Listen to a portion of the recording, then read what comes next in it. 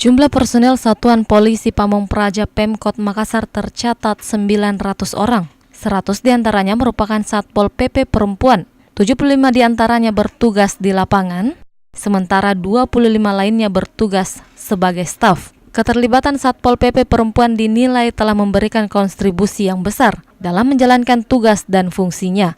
Kasatpol PP Kota Makassar Iman Hud berencana untuk menambah jumlah personel Satpol PP perempuan sebanyak 100 orang. Jadi misalnya ada event-eventnya, tentu perempuan, masa ya paling tidak kan ada semacam paradigma baru, memahami bahwa kalau perempuannya banyak yang bertugas kan tanda kutip kota kan semakin banyak.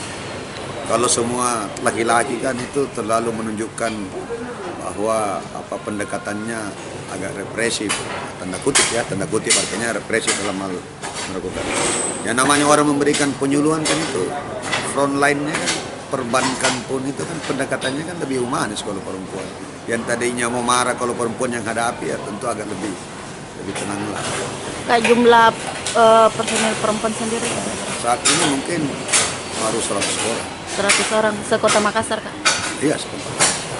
Jadi kita masih itulah, karena masih banyak beberapa instansi SKPD itu yang membutuhkan tenaga-tenaga perempuan.